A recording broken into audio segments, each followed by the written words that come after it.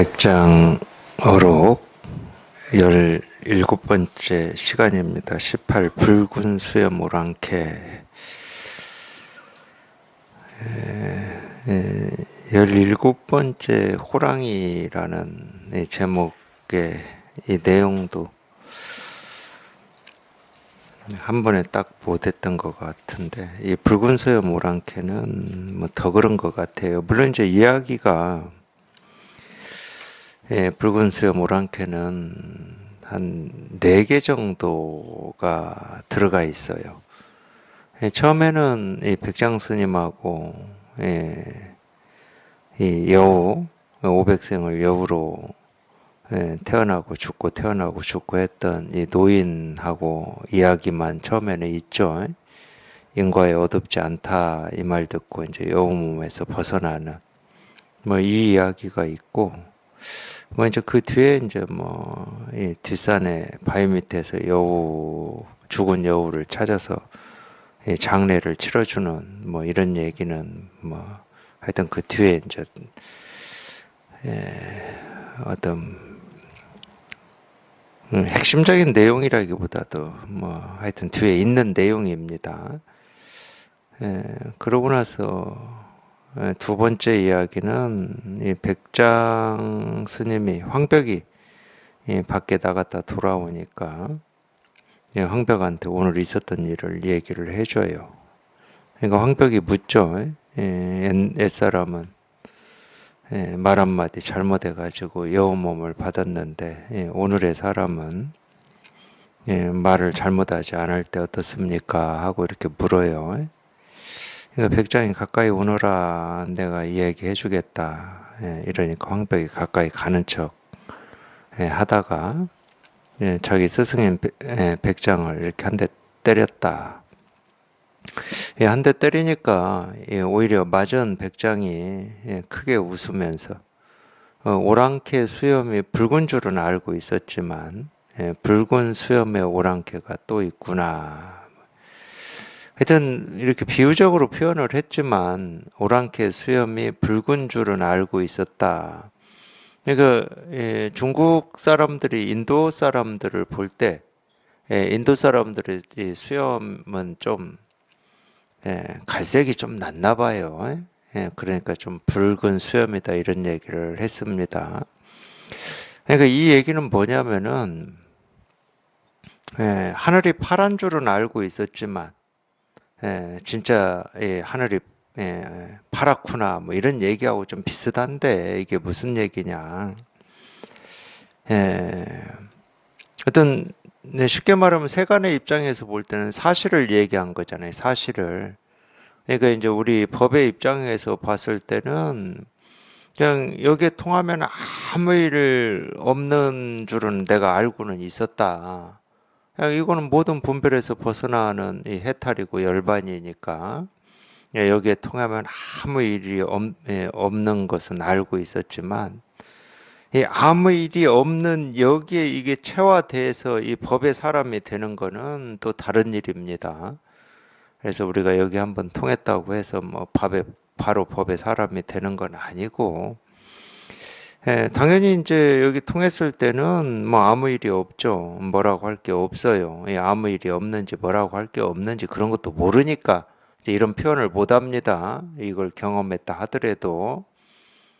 이걸 경험한다고 해서 내가 이제 아무 일이 없구나, 이제 뭐 이러지는 못해요.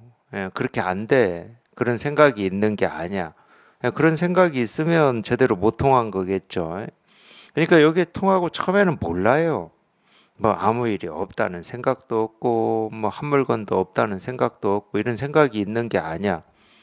근데 단지 자기가 지금까지 여기에 통하고자 했던 뭐 애씀, 갈증, 뭐 목마름, 노력, 통하고 싶은 기대, 원, 뜻 이런 게 있었죠. 네, 그런 게 있으니까 이제 이런 법문을 들으면서 공부를 하시는데, 근데 희한하게 어떤 경험이 있긴 있어. 그 경험이 뭔지는 모르지만 그 경험을 하고 났더니 뭐가 없어. 그냥 그런 애씀이나 노력이나 어떤 기대나 뜻이나 뭐 이런 게 다 사라지고 없어. 그런 모든 게 사라지니까 그냥 편하다고 느끼는 거거든. 그걸 이제 보통은 이제 그거를 이제 분별을 벗어났다 이렇게 표현하는데 자기는 분별에서 벗어났는지 벗어나지 않았는지 모른다니까요. 그런 생각이 있으면 이제 내가 분별에서 벗어났습니다. 이런 생각이 있으면 분별에서 못 벗어난 거지.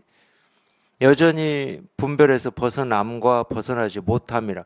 벗어났다는 말은 분별이 있고 분별을 벗어나는 일이 있고라고 이 둘을 얘기하는 거하고 똑같은 거예요. 그러니까 그런 생각이 있는 게 아니에요. 뭔지는 모르지만 편해. 뭐가 없어. 뭔지는 모르지만.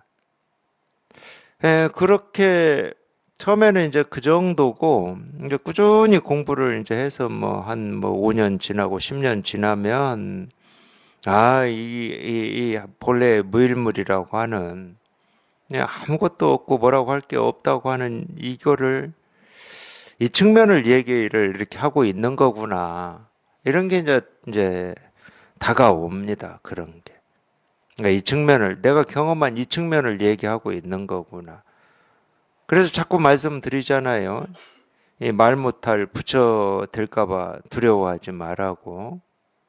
말 못해도 됩니다. 오히려 말을 잘하는 게 더 이상해요. 이걸 체험하고 처음에 말을 잘하는 게 이상해. 말을 못하는 게 정상이에요, 실은. 뭐가 뭔지 모르는데 뭐. 뭐가 뭔지 모르는데 뭐 그런 느낌은 있지. 내가 평생 어떤 법을 찾고 구하고 얻고 이걸 깨닫고자 하는 이런 마음이 있었는데 더 이상 찾아야 될 법도 없고 구해야 될 깨달음이 없어. 이미 법이니 깨달음이니 하는 이런 어떤 기대와 원이 내 자기 스스로한테 사라져 버린 거예요. 없어 그런 게.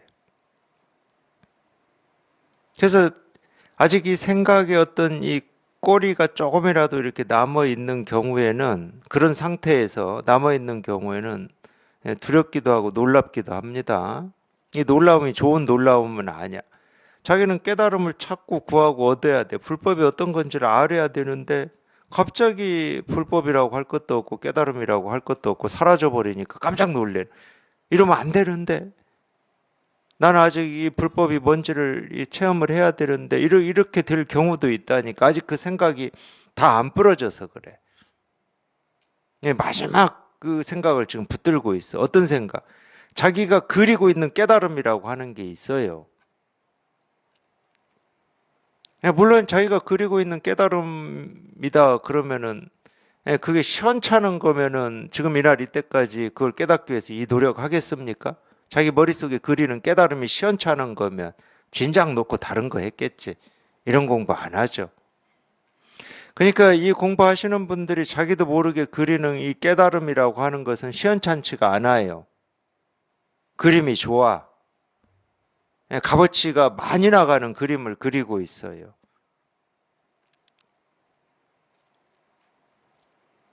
그러니까 자기가 그리는 이 깨달음이라는 그림은 값어치가 많은 그림인데 아직 이게 지금 이 그림이 나한테 다가오질 않았는데 이 깨달음이다 뭐 실상이다 도다라고 하는 이 목마름이 자기도 모르게 지금 사라지고 없어지고 있어.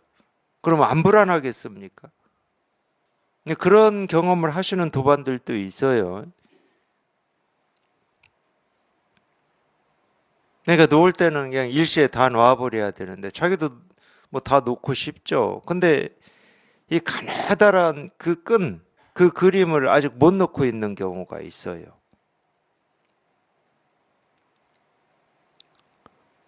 물론 그것도 자기 생각이기 때문에 자기가 그리고 있는 그림이잖아. 깨달음에 대한 그림. 그래서 여러 번 뭐 법회에서도 말씀드리지만 정말로 이걸 체험을 해보면 자기가 체험하기 전에 깨달음을 어떻게 그렸던 그 그림하고는 하나도 안 맞아요. 결국 그 그림은 뭐냐? 그냥 값어치가 아무것도 없는 그림입니다. 자기 혼자만 값어치가 대단한 거라고 느끼고 있어요. 내가 이것만 얻으면 모든 게 다 해결이 될 거야 하면서 이 값어치를 높여놓고 있는데 그렇지 않습니다. 값어치가 없어요. 경매장에 가지고 가서 팔으려고 가지고 갈래야 뭐가 없어. 가지고 갈 뭐가 없어. 자기 혼자만 값어치가 많다고 느끼는 거예요. 그런 거 없어요. 그냥 자기 머릿속에서 그리고 있는 그림일 뿐이야. 그건 진실이 아닙니다. 그러니까 일시에 다 노라고 그러는 거예요. 일시에 다. 하나도 맞는 게 없어요. 자기 생각하고. 맞는 게 있을 수가 없지. 생각으로 그리고 있는 깨달음은 깨달음이라고 하는 어떤 게 있으니까 그리는 거지만, 정작 깨닫고 보면 깨달음이라고 하는 건 어떤 게 아니거든. 깨달음이라고 하는 무엇이 없어요. 그러니까 맞을래야 맞을 수가 있나? 깨달음이라고 할 뭐가 없는데 자기가 지금까지 깨달으면 이런 거다 저런 거다, 이런 게 아닐 거다 저런 게 아닐 거다 하는 이게 맞겠습니까 여기에? 깨달으면 깨달음이라고 할 뭐가 없는데, 그림이 없고 말이 없는데 어떤 그림을 가지고 가서 맞춰봐도 맞춰지지가 않는 거지. 근데 여기에 통하기 전에는 자꾸 이 자기가 그리는 그림하고 맞춰봐요. 이런 설법하고. 이 설법에서 얘기하는 거하고 내가 그리는 그림하고 맞나 틀리나, 어느 부분은 맞는 것 같고 어느 부분은 안 맞는 것 같고, 이렇게 계속 맞춰봅니다.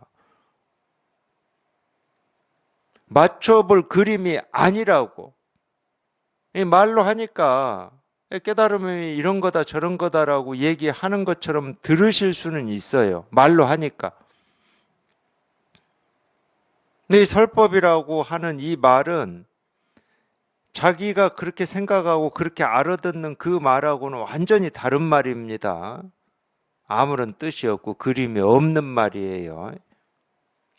깨달음이다라는 말을 제가 하고 있지만, 이 깨달음이라고 제가 말을 하는 이 말에, 이 이름에는 이 깨달음이라는 그림이 아예 없어요.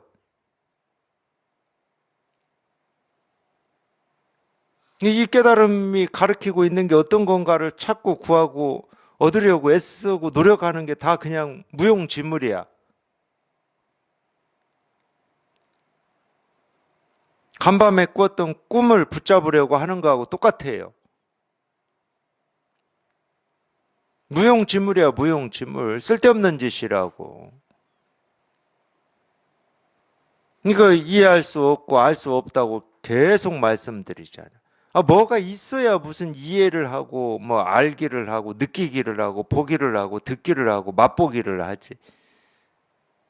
뭐라고 할 게 아무것도 없는데 그걸 우리가 어떻게 손을 대고 그냥 뻗어보고 뭐 움츠리고 접어보고 펴보고 할 수가 있겠습니까? 뭐라고 할 게 아무것도 없는데. 이거 빨리 자기가 어찌 해보려고 하는 그 애씀, 노력, 그 그림, 그 의도, 그 뜻을 빨리 놓으셔야 되는 거야. 자기가 놓을 수 있을지는 모르겠지만 그래도 이걸로는 안 되는 거구나. 내가 어떻게 해서 얻거나 통할 수 있는 게 아니구나. 이거는 빨리 알아차리셔야 돼요. 그쪽 길은 아니구나. 그쪽 길을 아예 접어. 그 길을 그냥 폐쇄시키고 막아버리라고. 그러면 도가 뭡니까? 이겁니다 하는데 뭐 자기로서는 어떻게 할 수가 없잖아. 그렇다고 이거를 그냥 모르는 것 하고 넘길 수도 없어. 모르는 것이다 해도 뭐가 답답하거든. 그렇다고 알 수 있는 것도 아니야. 알 수 있는 길은 아니라고 했으니까, 그 길은 아예 폐쇄시켜버리라고 했으니까. 근데 여전히 이겁니다 하고 이렇게 가르친단 말이야. 이겁니다 가르쳐요. 이겁니다 하고 이렇게 가르쳐. 이거다 하고 가르쳐. 그러니까 이걸 어떻게 할 수가 없어 이게. 뭐 그런 거하고 똑같죠. 뭐 옛날 분들이 다 비유로 얘기했을 거예요. 새것을 그냥 따갑게 달궈가지고 새빨간 새 구슬이 됐어. 그걸 던져줘 나한테 받으라고. 근데 이거를 받으면 그냥 내 몸이 그 쇠구슬에 다 타버릴 것 같고, 그런데 이미 오고 있어. 이걸 받을 수도 없고 어떻게 할 수가 없어. 그런 거하고 똑같은 거라니까. 분명히 깨달음이라고 하고 부처라고 하고 마음이라고 하고 뭐 모든 이 번뇌에서 벗어난다라고 하니 해탈, 정멸, 열반, 여기에 내가 통하고 싶고 이 경지에 도달하고 싶은데 어떻게 할 수가 없어. 어떻게 할 수가. 그러니까 사실은 이 부처니 뭐 해탈이니 열반이니 깨달음이니 우리 본성이니 마음이라고 하는 게 그 불에 시뻘겋게 달군 쇠구슬입니다. 그 쇠구슬을 나보고 받으라고 던져주고 있다니까. 그러니까 어리석은 사람은 나한테 던져진 깨달음이구나 하고 받아서 그냥 잘 간직하고 있는 거고, 저 손바닥 대고 몸이 타는 줄 모르고. 진짜 공부에 뜻이 있는 사람은 이 새빨간 쇠구슬을 받으라고 던져주는데 이걸 받을 수도 없고 뭐 어찌 할 수가 없어가지고 그냥 꽉 막혀버리는 거고. 어떻게 할 수가 없어. 받았다가는 죽게 생겼어. 근데 여전히 지금까지 살아오면서 어떤 이 갈등이나 번뇌나 장애나 이런 걸로부터는 벗어나고 싶어. 모든 갈등으로부터 벗어나고는 싶어. 그걸 부처라고 그러고 해탈이라고 하고 열반이라고 하고 정멸이라고 해서 이제 이 불교를 공부 좀 해보려고 했더니 이 해탈 정멸 열반이 이 시뻘겋게 달군 쇠구슬이래. 그러니까 어찌합니까? 그러니까. 시뻘건 쇠구슬이니까 뭐 이제 나 그럼 불교 공부 안 해. 뭐 이전같이 살 거야. 이럴 수도 없잖아. 그렇다고 그걸 낼름 받을 수도 없고.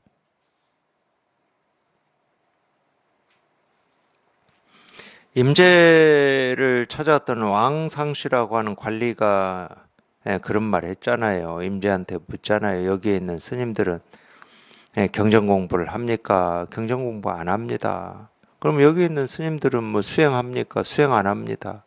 그럼 여기 있는 스님들은 뭐 합니까? 그러니까 부처되는 공부합니다. 그랬거든 임재가 그 왕상시한테. 왕상시를 참 무시한 거지. 무시한 거죠. 웬만한 사람들은 부처되는 공부합니다. 그러면은 이거 대단하다 이렇게 끄덕일 거예요. 근데 정말 공부에 뜻이 있고 눈이 있는 사람은 부처라는 말을 들으면 그 새빨간 쇠구슬이라니까. 그 새빨간 쇠구슬을 맨손으로 받는 공부를 하고 있다고 이렇게 알아듣는 거지. 근데 왕상씨가 그 정도의 사람이었던 거예요. 그냥 보통 사람이 아니었어. 보통 사람들은 뭐 부처되는 공부합니다. 그럼 좋아하겠지. 지 손 타들어가는 줄 모르고. 그러니까 왕상씨가 그 한마디 하잖아요. 아무리 귀한 금가루라도 눈에 들어가면 눈에 병 난다고. 임재가 거기서 그냥 곧장 꼬리를 내려버렸습니다. 똑같은 거예요. 물론 이제 어떤 부처니 깨달음이 돈이 마음이니 본래 면목이니 이 세계 실상이니 이거에 대한 그리움과 갈증이 있어서 이제 이렇게 공부하러 오셨지만 정말 이 부처 보기를 왼수처럼 보지 않으면 못 깨달아요.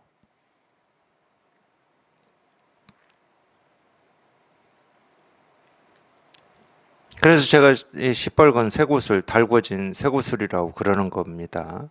절대 잡으려고 하지 마십시오. 알려고 하지 마시고 삼키려고 하지 마세요. 자기가 죽어. 부처니 돈이 깨달음이라고 하는 이 이름, 이 말에는 그런 게 없어요. 뭐라고 할 게 없어. 결국은 그걸 깨달으실 거라니까. 부처, 그런데 이 부처라는 말이 그냥 텅 비어서 텅 비어. 그냥 깨끗해, 그냥. 마음, 그런데 이 마음이라는 이 이름 말에 뭐가 없어. 뭐 붙는 게 없어, 붙는 게. 아무 붙는 게 없어.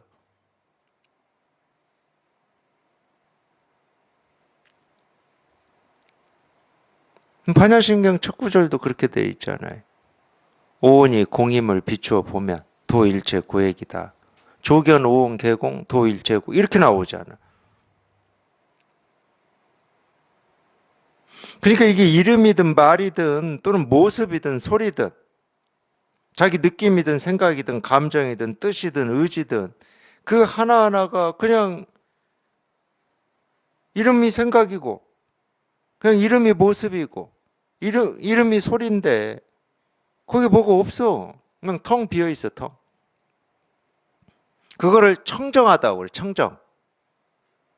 예, 공이라고도 하는데 왜 청정하냐? 청은 깨끗할 청이고 정은 고요할 정이에요. 거기 뭐가 붙어 있는 게 없으니까. 그러니까 고요해 그냥. 시끄러움이 없어. 아, 뭐가 있어야 옳다 그르다 시끄럽잖아 벌써.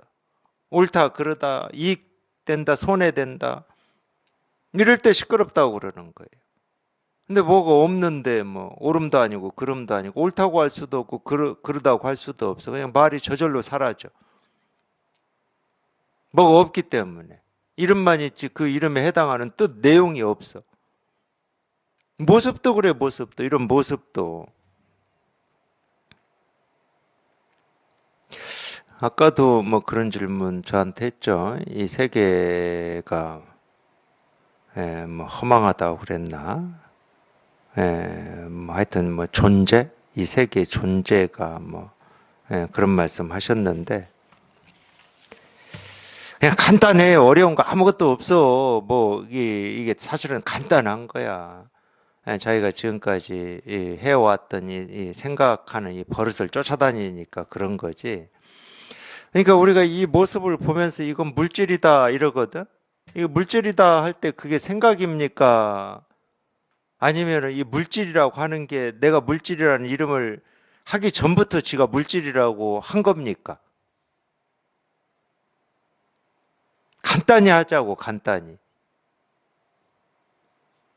예를 들어 제가 뭐 그랬다고 그래요. 이 세상에 있는 겁니까 없는 겁니까 이랬다고 그래요. 아, 이 세상이 있다 그러면 있다 하는 것도 자기 생각이고 없다 하는 것도 자기 생각일 거 아니야. 안 그런가요?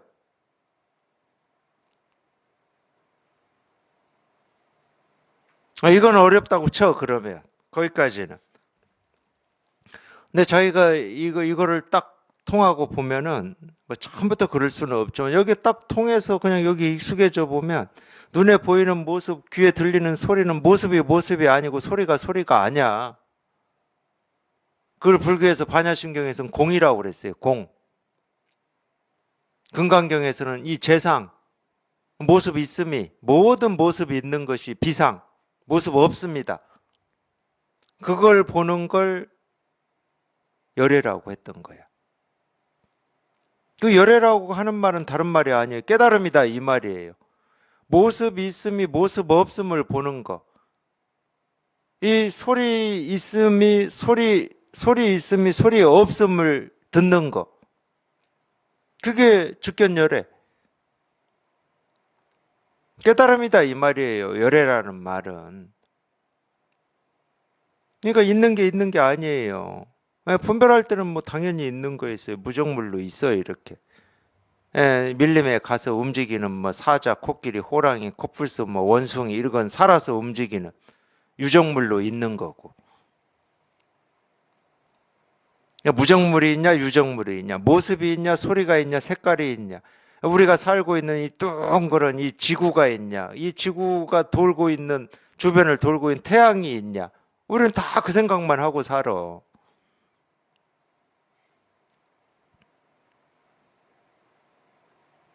그러면 이 금강경의 가르침을 어떻게 하실 거예요? 그 모습이 있다고 하는 우리가 있다고 하는 그건 있는 게 아니다. 그게 깨달음이다라고 딱 이 얘기를 해놨는데 그거 어떻게 하실 거냐고.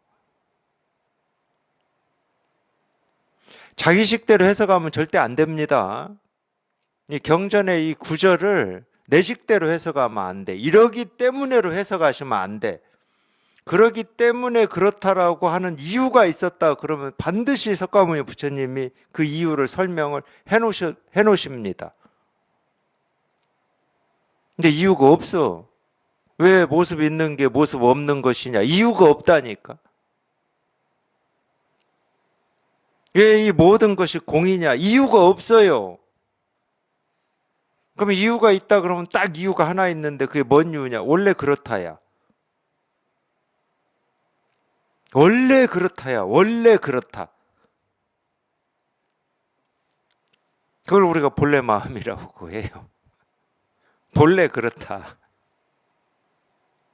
그걸 좀 고상한 표현으로 하자. 그러면 이 세계의 실상이다. 이렇게 표현해요. 이 세계의 실상이다. 그 말을 있는 게 없는 거다. 이 말을 실상이라는 말은 무슨 얘기예요? 그게 진짜다. 그 위에 건 가짜다 이 말이에요. 그럼 어떻게 푸실 거냐고. 세계 공이라는데 어떻게 풀 거야? 이유 말하지 말고 근거 대지 마시고 과학 끌어오지 마시고 어떻게 하실 거냐고 그거를. 이게 불교의 가르침이에요. 제가 제 나름의 이 얘기를 하는 게 아닙니다. 전부 이 경전에서 가르쳐 놓은 가르침이에요, 이게. 그렇게 가르쳐 놓은 가르침을 저는 제가 경험하는 제 언어로 표현하고 있을 뿐이야. 이 세계가 존재하냐고? 제 언어로 이렇게 표현할 뿐이라니까. 그러면 이제 보통은 그렇게 말씀들을 하시죠. 왜 있는 걸 자꾸 없다고 그러십니까? 이렇게, 그게 망상이라고. 있다라고 하는 순간 그게 내 생각이라고.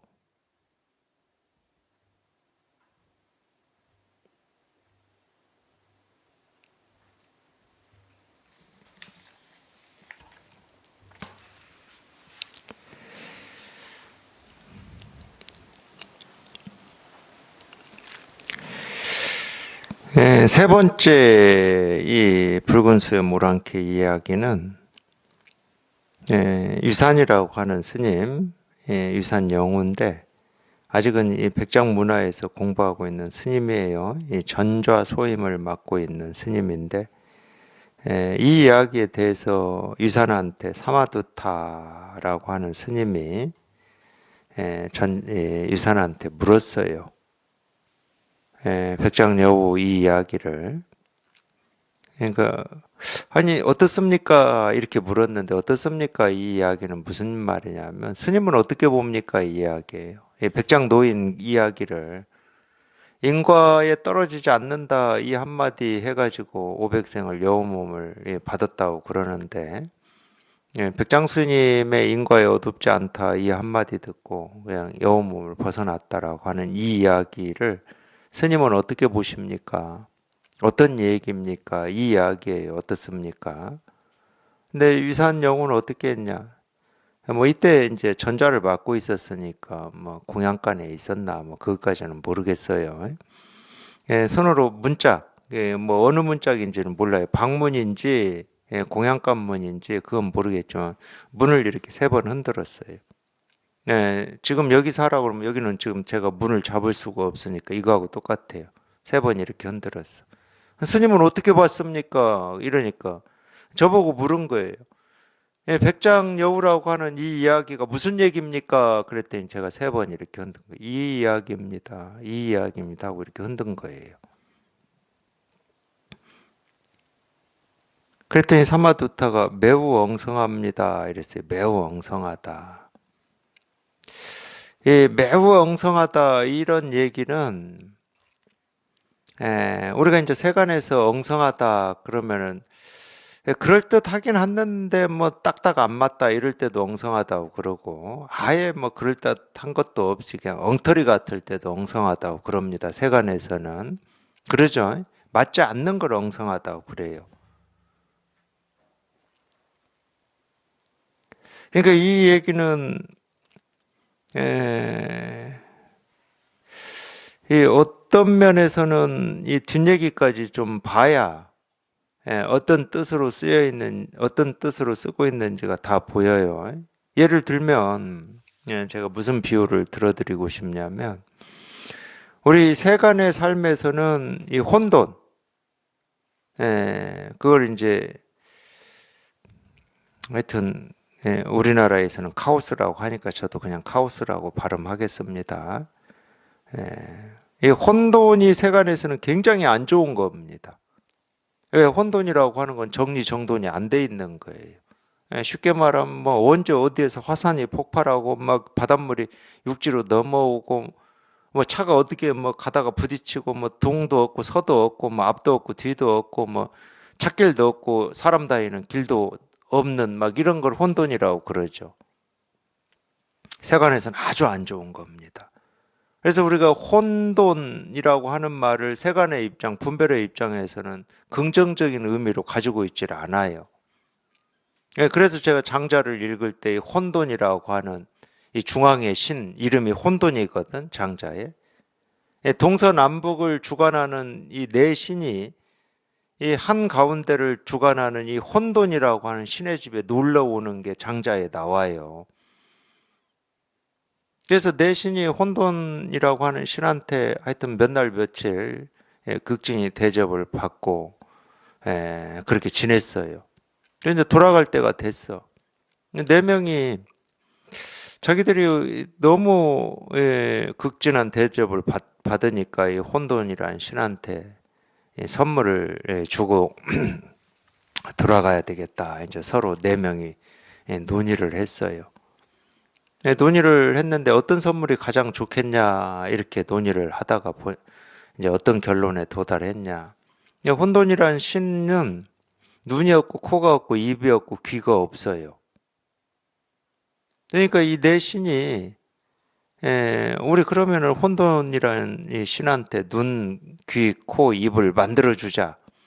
해가지고 혼돈이라는 신이 자고 있는 동안에 눈도 만들어주고 코도 만들어주고 입도 만들어주고 귀도 만들어줬어요. 내가 충분히 그럴 수 있잖아요.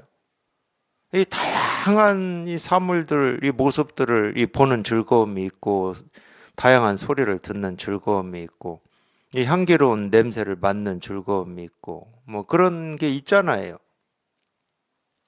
물론 이제 우리가 좋은 것만 얘기할 때 그래요. 어떤 때는 우리 갈등이라든지 번뇌라든지 혼란이라고 하는 게 이놈의 눈, 코, 입, 귀, 몸뚱아리가 있기 때문에 겪습니다. 근데 생각으로는 눈은 좋은 것만 보고 싶고 소리는 좋은 소리만 듣고 싶고 그러죠. 생각으로는 그게 가능하다니까. 만들어줬어요. 만들어줬는데 이제 갈 때가 됐는데 혼돈이 일어나질 못해. 깨어나질 못해. 일어나서 이제 내 신의 모습도 보고 서로 잘 가라고 인사도 하고 이래야 되는데 깨어나지를 못해. 그게 이제 장자에 나오는 내용이거든. 죽었어요. 쉽게 말하면. 오히려 눈, 코, 입, 귀를 만들어주면 더 활발하게 살아서 이렇게 떠들고 말도 하고 뭐 보기도 하고 이럴 줄 알았는데 오히려 죽어버렸어. 그래서 이 장자의 이 혼돈이라고 하는 게 신인 것부터가 저는 이해가 안 됐고, 혼돈이 귀도 없고 눈도 없고 코도 없고 입도 없으니까 혼돈인 걸 거잖아요. 그래서 이제 혼돈으로 살지 말고, 모르는 건 알고 듣는 게 어떤 건지도 이제 보기도 하고 느끼기도 하고 경험하기도 하고 이렇게 살으라고 눈도 만들어주고 코도 만들어주고 귀 입도 만들어줬는데 죽어버렸다니까. 그러니까 이것도 이해가 안 됐어요. 이제 비로소 이제 눈, 코, 입 가지고 이제 활발하게 살겠구나 이랬는데.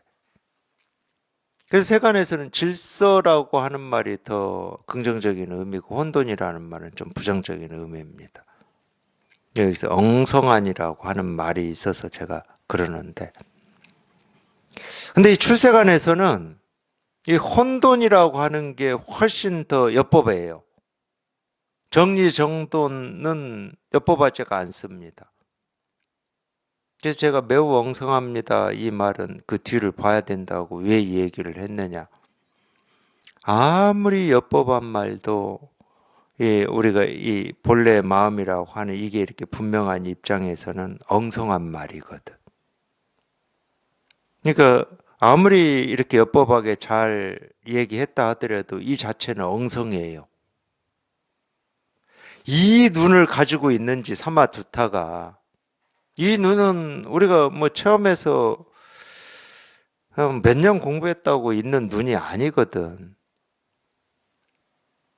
정말로 이 법을 가르치고 드러내는 이 방편을 엉성하다라고 자신 있게 얘기할 수 있을 정도면은 그냥 공부를 꽤 한 거예요.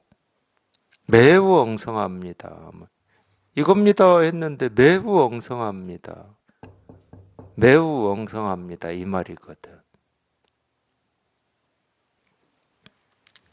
예. 지금 그 얘기를 하고 있는 건지, 그래서 제가 세간 얘기까지 한 겁니다. 예, 세간의 뜻처럼 엉성하다, 모자라다, 알맞지가 않다, 뭐 이런 뜻으로 얘기를 하는 건지는 더 얘기를 해봐야 됩니다. 전자가 말했다. 불법은 이런 도리가 아닙니다. 이것도 마찬가지예요. 불법은 이런 도리가 아닙니다. 이게 자기가 이 세 번 흔든 거에 대한 이야기인지, 저도 그렇게 표현하는 때 있잖아요. 이겁니다. 그러지만 이겁니다 하는 여기에는 이것이 없습니다. 이런 말 하잖아. 이겁니다 하지만 이겁니다에는 이것이 없습니다. 이렇게 하잖아. 이겁니다라고 하는 이런 도리가 아니다. 뜰 앞에 잣나무다 이렇게 얘기하지만은 이 불법은 뜰 앞에 잣나무라고 하는 이런 도리가 아니다. 이런 얘기 하고 있잖아요. 그러니까 자기가 세 번 흔든 이거를 지금 불법은 이런 도리가 아닙니다. 이렇게 유산 영우가 이 얘기를 하는 건지, 이 사마두타라고 하는 스님이 매우 엉성합니다. 이 말에 대해서 불법은 이런 도리가 아닙니다. 이렇게 얘기를 하는 건지, 그건 좀 더 봐야 됩니다. 근데 이 이야기가 여기 이 이야기밖에 없어요. 어떻습니까? 물었더니 세 번 흔들었어. 매우 엉성합니다. 그랬더니 유산이 불법은 이런 도리가 아닙니다. 이거밖에 없어요. 여기에서 이제 봐야 돼, 다. 더 내용이 없어.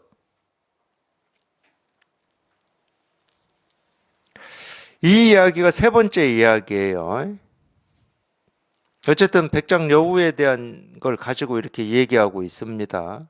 네 번째 이야기 오늘 읽어드리겠습니다. 뒷날 황벽이 백장에게 여우 이야기를 물은 일을 가지고, 황벽이 백장한테 물었죠. 두 번째 이야기에 나오죠. 옛사람은 한마디 잘못해가지고 여우 몸을 받았는데 오늘의 사람은 잘못 말하지 않을 때 어떻습니까? 하고 물었거든. 물은 일을 가지고 유산이 황벽의 그 물음이 뭐냐라고 자기 앙산한테 물은 거예요. 유산이. 야, 황벽이 물은 게 뭐야? 이렇게 물은 거라니까. 너는 그 물음에 대해서 어떻게 봐? 이렇게 물은 거예요. 일단 세 번째까지는 사마두타하고 유산까지는 백장여우에 대한 이야기 가지고 얘기한 겁니다. 네 번째 이야기는 유산이라고 하는 유산영우가 자기 제자인 앙산한테 황벽이 질문하는 이 내용이 뭐냐. 요즘 제가 도반들한테 얘기하고 있는 게 이거거든요. 황벽의 질문을 어떻게 보느냐. 근데 유산이 앙산한테 이미 물었네요. 제가 진짜 묻고 싶은 게 그거였어요. 도반들한테. 황벽의 질문을 어떻게 보느냐. 근데 유산이 이미 앙산한테 해버렸네. 여기까지 읽었으면 제가 질문 안 했을 건데.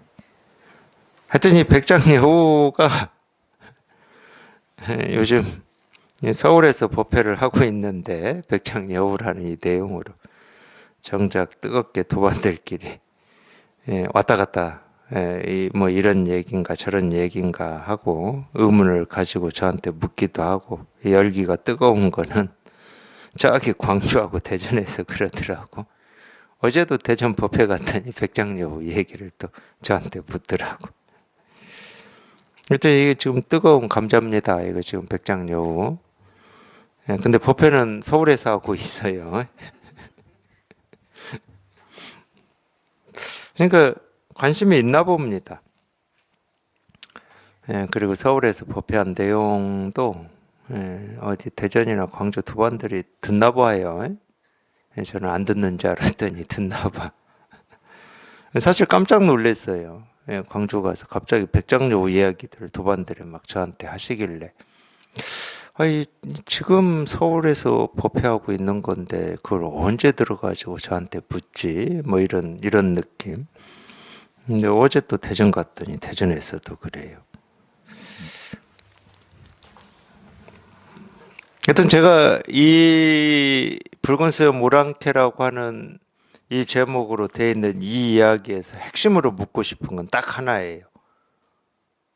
황벽이 백장한테 질문한 그걸 어떻게 보느냐.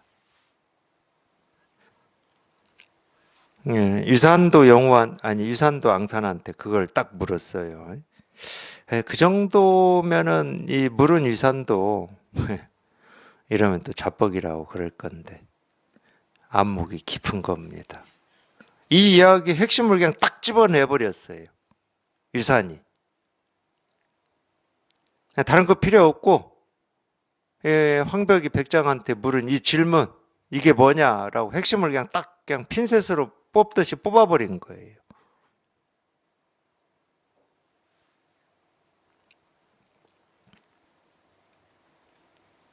그러니까 제가 이런 얘기 하면은 자뻑한다고 그러더라고요.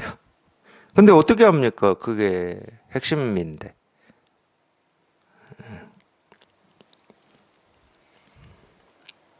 인과 인연이 이거는 뭐 아무것도 아닙니다. 그거는 뭐 체험하고 뭐 조금만 공부하면은 뭐 인과가 있니 없니 뭐 떨어지니 떨어지지 않니 어둡니 어둡지 않니 그건 뭐 아무것도 아니에요. 그 정도는.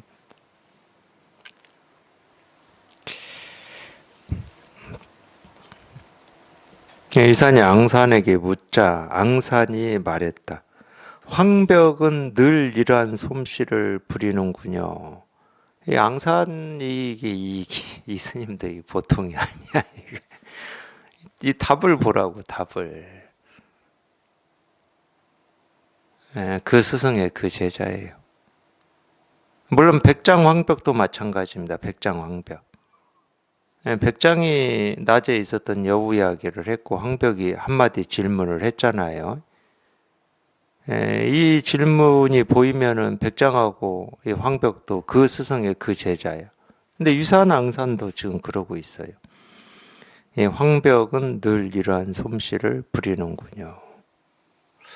근데 이 앙산의 이야기를 제가 뭐 이래서 이렇게 표현하고 있다, 말하고 있다, 이렇게 말씀을 해 드릴 수는 없습니다.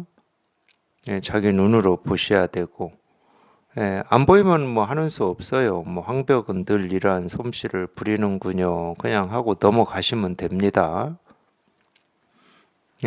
물론 이러한 솜씨는 이 솜씨에 이 솜씨지 다른 솜씨 없습니다. 이 솜씨가 아닌 솜씨는 솜씨라고 안 해요. 우리 공부에서는 그냥 딱 이 솜씨예요. 의사님 말했다. 날 때 타고난 솜씨일까 남에게 배운 솜씨일까? 그러니까 이 솜씨. 그러니까 이거는 타고난 솜씨냐 남에게 배운 솜씨냐? 갈고 닦아서 얻을 수 있는 솜씨냐 원래부터 있는 솜씨냐 뭐 이런 질문이겠죠. 앙산이 말했다. 스승에게 이어받은 것이기도 하고 스스로 근본에 통한 것이기도 합니다. 유산이 말했다. 그렇다. 근데 예를 들어서 그냥 여기 이거 있잖아요. 이거 제가 맨날 가르치는 이거. 그냥 이게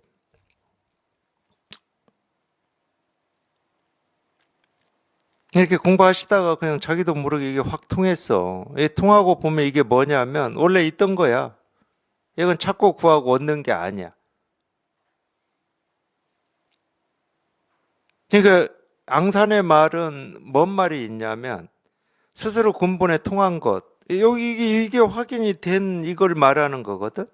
확인을 해놓고 보니까 이건 늘 있었던 거야. 한 번도 뭐 생기고 사라진 것도 아니고 커지고 줄어든 것도 아니고 늘 있던 거야.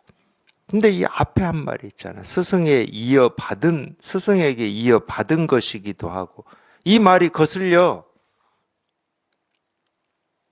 아, 이거는 누가 주고 받고 할 수 있는 게 아니거든요. 이게 통해 보면. 근데 스승에게 이어받은 것이기도 하고 스스로 근본에 통한 것이기도 합니다. 그랬더니 의사는 또 그렇다 그렇다 이렇게 또 긍정을 한단 말이에요. 아니 항상 듣지 않습니까? 저한테도 이거는 주고받을 수 있는 게 아니다. 본래 있는 거다 본래. 타고난 거고 날 때부터 갖춰져 있는 거고 한 번도 여기에서 우리는 벗어난 적도 없는 거다. 모든 중생이 본래 다 갖추고 있고 쓰고 있는 거지 누가 누구한테 주고 받고 할 수 있는 그런 게 아니다. 이런 얘기 늘 들으셨잖아. 그럼 앙산의 이 말은 무슨 말이냐고. 스승에게 이어받은 것이기도 하고 스스로 근본에 통한 것이기도 합니다. 이 말은. 그러니까 지금 이 대답은 딱 하나에 대한 대답이에요. 이 솜씨. 네가 말한 이 황벽이 늘 이러한 솜씨를 부린다라고 하는 이 솜씨가 원래 있는 거냐? 남에게서 배워서 얻은 거냐? 이 질문에 대한 답이에요. 이 솜씨.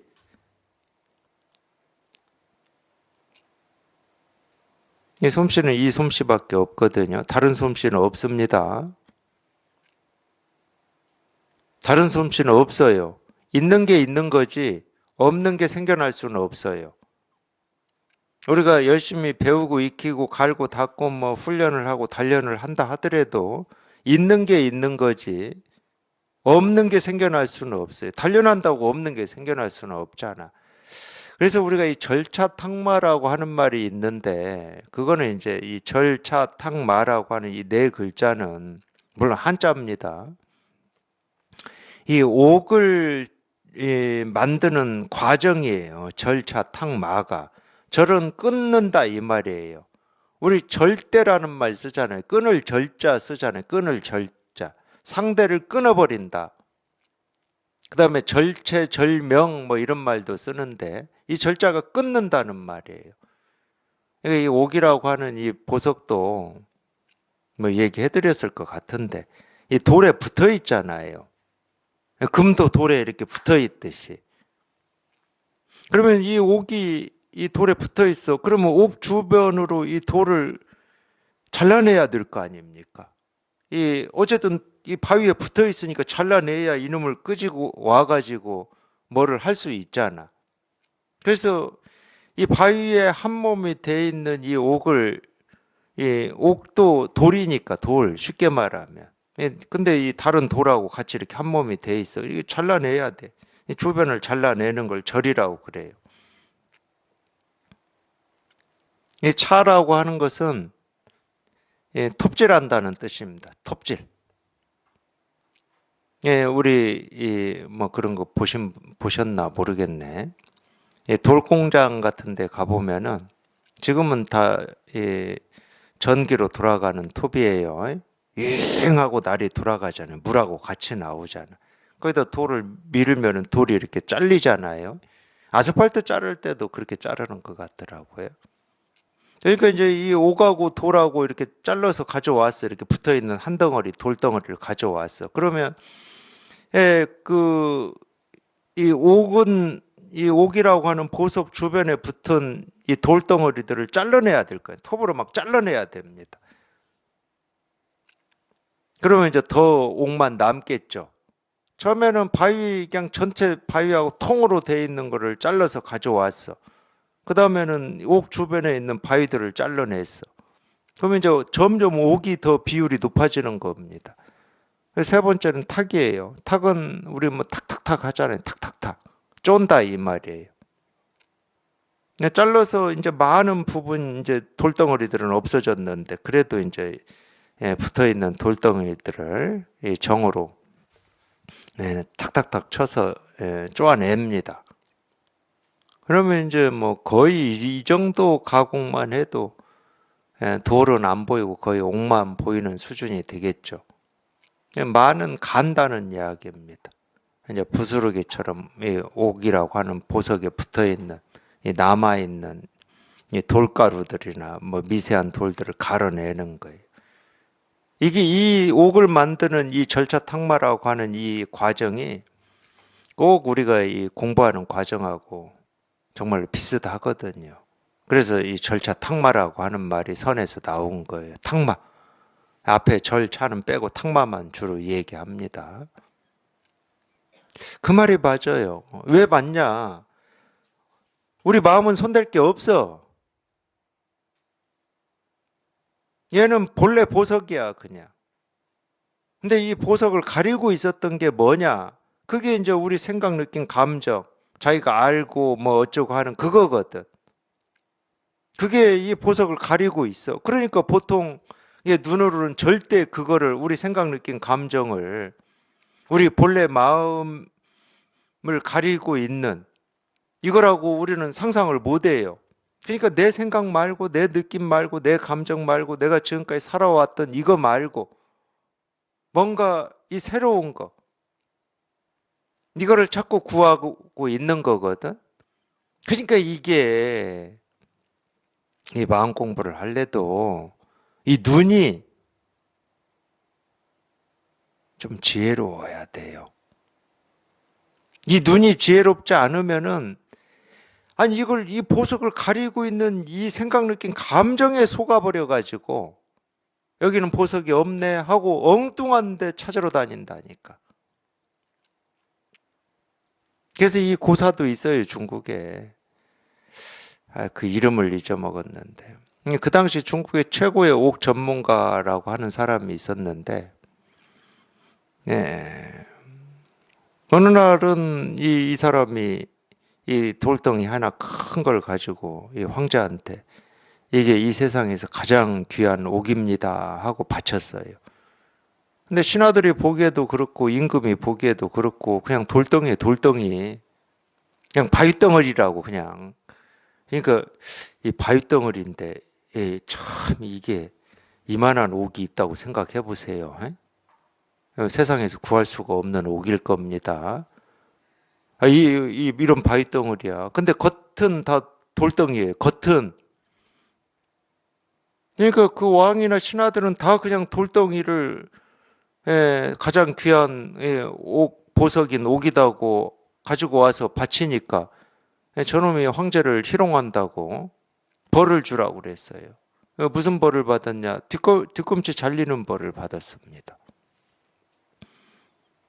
돌덩이니까 네가 가져온 거 네가 가져오가 하고 그냥 돌려보냈어요. 뒤꿈치만 잘라가지고. 뒤꿈치 자르면 제대로 못 걷잖아요. 쩔뚝쩔뚝 뭐 그러고 살았겠죠. 근데 황제가 바뀌었어. 이번에는 저 황제는 눈이 있겠지. 그리고 그 신하들도 뭐 황제가 눈이 있으면 신하들도 눈 있는 황제가 발탁을 했으니까 신하들도 옛날하고는 다르겠지. 해가지고 그 또 돌덩어리 들고 또 가서 바쳤다니까. 이 세상에서 도저히 구할 수가 없는 가장 귀중한 옥입니다. 뭐 중국 황실의 대대로 내려오는 옥이라고 그래요. 그 옥에 붙은 전설이라고 그래요. 근데 이 황제도 그 신하들도 보니까 이 미친놈이야, 미친놈. 어디 바위덩어리 가지고 이 황제를 속이고 조정을 속여. 그러니까 또 그냥 나머지 발꿈치를 잘라버렸어요. 너나 가지고 가 하고 그냥 그 돌덩어리 품에 안겨서 보내버렸다니까. 그러니까 참 억울해가지고 쫓겨난 이 궁 밖에서 억울해가지고 그 돌덩어리 끌어안고 통곡을 하고 있어요. 통곡을. 그 통곡하는 심정이 제 심정이에요. 진짜로. 우리 스스로가 다 그렇게 다 세상에서 가장 귀한 보석을 다 품고 있어요. 옥은 품는다는 말을 많이 씁니다. 옥은. 그러니까 중국에서 이 옥이라고 하는 게 모르겠어요. 좀 뭐 도덕경이나 어떤 중국의 어떤 역사 이런 걸 보면은 보통 이제 우리가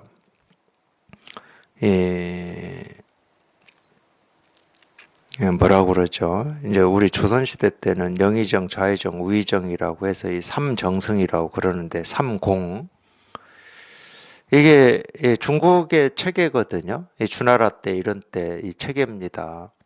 그러니까 이게 핵심이에요, 핵심.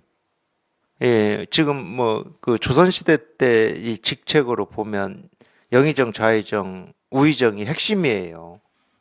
황제가 딱 옥립이 된다라는 말은 영의정, 좌의정, 우의정이 옥립이 된다는 말이에요. 그래서 이게 임명을 받으면 이 사람들이 이 옥을 이렇게 품는 뭐 이런 고사가 나와요. 그러니까 옥이라고 하는 게 굉장히 귀중한 보물이거나 중국의 황실을 대표하는 보석이거나 뭐 그랬나. 하여튼 이건 제 유추입니다. 도덕경에도 나오니까 도덕경에도. 이 마차도 그냥 이 말 한 대가 끄는 마차를 안 타요. 삼공으로 임명이 되면은. 말이 몇 대가 끄는 마차더라. 하여튼 그런 게 있나 봐요. 옥을 품고 황제한테 나아가는 이런 게 있어요. 그렇게 쓰여 있었어요. 한자로. 제가 도덕경에서도 읽고 그런 것 같은데. 어쨌든, 하여튼 중국 황실에서는 이 옥이라고 하는 보석이 뭔 그런 의미, 상징 같은 게 있나 봐요.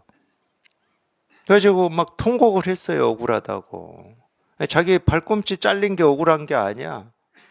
아니, 이 세상에서 가장 귀한 이 보석을 보는 눈이 없는 게 너무 안타깝고 억울한 거예요.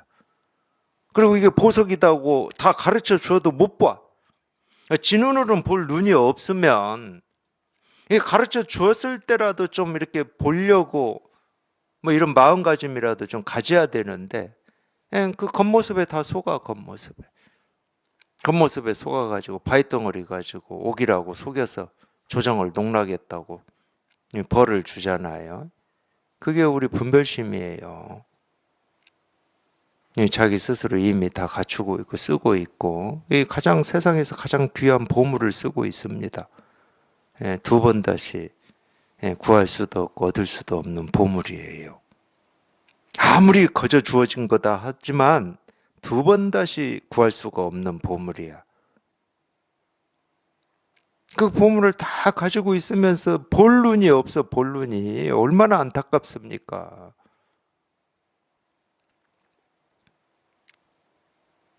거기 이야기에서는 황제가 벌로 그 옥 전문가의 발꿈치를 자르지만 중생의 삶이라고 하는 건 자기 스스로 손에 칼을 쥐고 자기 발꿈치를 자르는 거하고 똑같다니까. 이 미친놈아 하면서. 이게 무슨 돌덩어리지 옥이냐 하면서 자기 발꿈치를 자르는 거예요. 그게 자성자박이라고 그러는 겁니다. 볼 눈이 없어. 볼 눈이. 자기가 찾고 있는 그 깨달음, 도실상, 본래 마음이라고 하는 거는 이미 자기가 날 때부터 이미 다 갖추고 있고 다 쓰고 있어요. 조금도 부족함 없이. 그러면서도 따로 찾고 있고 그건 뭐 돌덩이고 이건 내 생각이고 느낌이고 감정이고 이건 내가 뭔가 부족한 거고 불만족스러운 거고 나는 이거밖에 안 되는 사람이고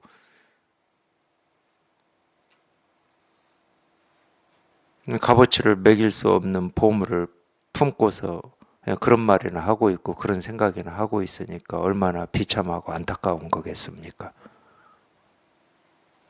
그래서 제가 어떤 때는 말씀드리잖아요. 제발 자기 비하 좀 하지 말라고.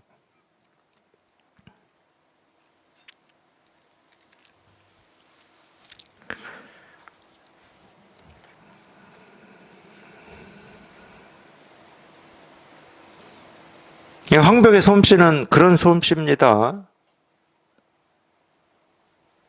그냥 돌로 다 둘러싸여 있지만 그 알맹이가 이 세상에서 가장 귀중한 보석임을 보는 솜씨예요.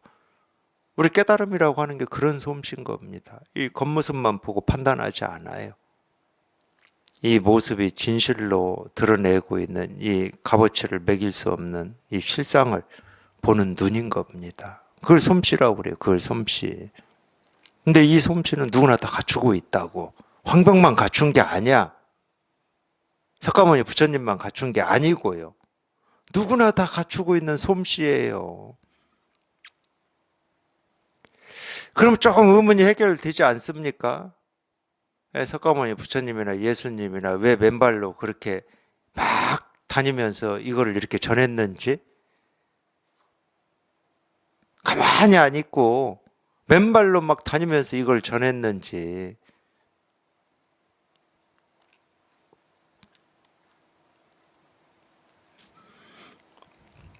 이, 이거밖에 없어요.